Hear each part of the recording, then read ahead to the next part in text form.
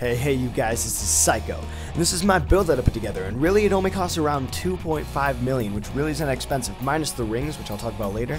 What you want to focus around is crit and crit damage, as well as some high resistance and armor.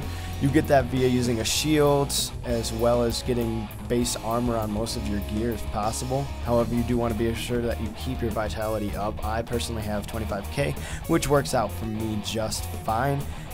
However, you also want to start looking to gear yourself with some damage on hit, which I do not have. That would be the next thing that I would start trying to mitigate my armor into. The only thing that really costs a lot of money is the rings. Those were actually around $1 million a piece. So besides that, you could get some weaker versions of the rings if you do not have the money that's capable. I like this build a little bit better than the damage builds for money-wise because of how difficult it is to get money with the new armor. But all in all, it's a great build. It works through all of Act 2 and up to Siegebreaker on Act 3.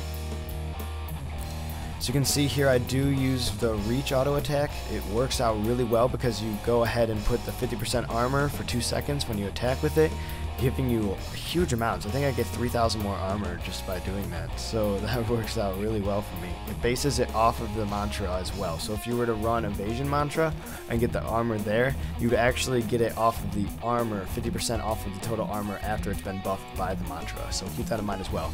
I however go with conviction because that bonus damage really just helps a lot. There's no way to get around it other than that. There's no real reason to use anything but conviction unless you're having trouble surviving, which would only make sense seeing as damage is better than surviving if you can use it. Now I do fight every single mob elite up to Zoltan Cool. I don't pass any of them in this video, and I like that because I feel like that makes it a little bit better for viewing. Like, you get to see how the build exactly works out, and the only one that I actually failed to, I ended up switching out for Crippling Wave, which I still like that skill more. I would highly recommend, if you're playing with friends, use Crippling Wave over the Reach skill because it does AoE and lots of it, and it's really helpful. I think it's better damage output, and you still can spec it so that you can take a lot of damage because things that you hit give you 20% less damage. However, the biggest problem with it is things like that range that you haven't hit still do the regular amount of damage, and that just does not fly, which is why having multiple people, it kind of mitigates that whole problem. I do run Blade Storm. It's really just necessary in a monk. It is a lot of DPS, especially if you're using Conviction with overall. It does a lot of damage. On top of that, Blinding Surge, that gives me the 30% more damage. The heal, that also gives me the 15% more damage. And then Serenity with the heal, so that it will be a second heal essentially, which definitely comes in a lot of handy. So, as you can see here, this build is actually pretty prominent. It can keep you alive throughout any type of mob, all the mob counters. I feel like, depending on what character or class you're playing, they definitely have a better chance of dropping counters to your class. Like, for example, shielding is a counter to the monk. So, everything I see has shielding, I swear. But when I was playing my Demon Hunter, I never saw shielding, but I'd see reflect damage and mortar like it was no joke. So I seriously definitely feel like they put some sort of algorithm into the codings that makes it so that you see your counter a lot more often than not. Probably the reason being to do this is to kind of force multiplayer to be more diverse. This could be one reason, maybe just to make it more difficult in general. The main thing you want to do when you're using Reach is, Deadly Reach, is to stand a little bit away from them, if at all possible. However, you do kind of want to get them in your Blade Wind as well, so it's kind of a balancing act between the two. However, if it means life or death, stay farther away and just ping away with them with the shift click. Definitely a good idea if you know what I'm saying. Most of these mobs honestly weren't even that difficult, and I only have 14k damage. The next thing I'm working on is dexterity, and once I start getting some higher dexterity as well, this game will just be cake on Act 2. Act 3 will probably be cake as well.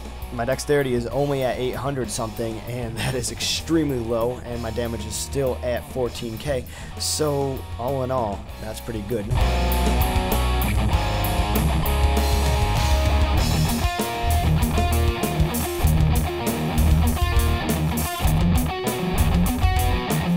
as you can see the high damage output of Crippling Wave. Problem is, I die because I don't have what it takes to stay away from them. These guys are really fast, they're reflecting damage, they're slowing me down, and Crippling Wave cannot be used to kite as well.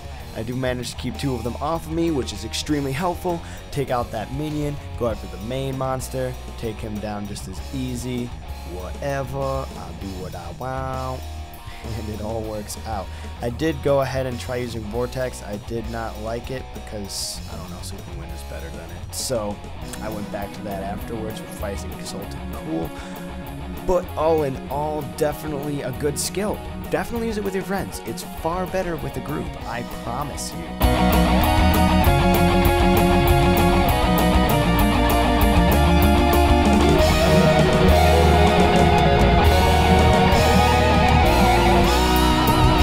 And now we're to Zoltan Cool.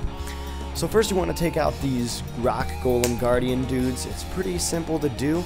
Something to think about with this build is if you activate 3 and 4, that is Conviction and Blinding Flash, it will do huge amounts of damage. I've crit up to 70k with it, and considering I only have 14k DPS, that's crazy.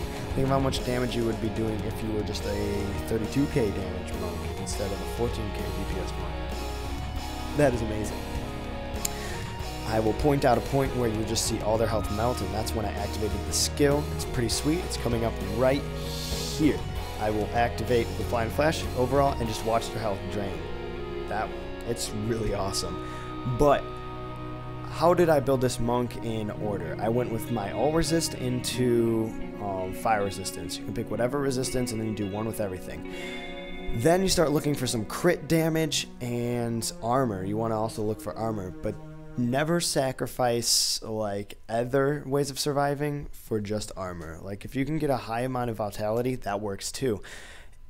As well as don't sacrifice crit for armor because you'll need actual damage as well. So crit and crit damage has a higher priority than armor, but you also do want to get armor there as well because then it will make you get even more percentage bonus when you're using Deadly Reach with Keen Sight.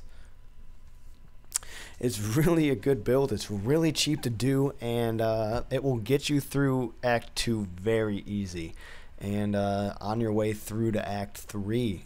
Thanks for watching, guys. Peace out. And there we have it, you guys. I hope that you did enjoy this video.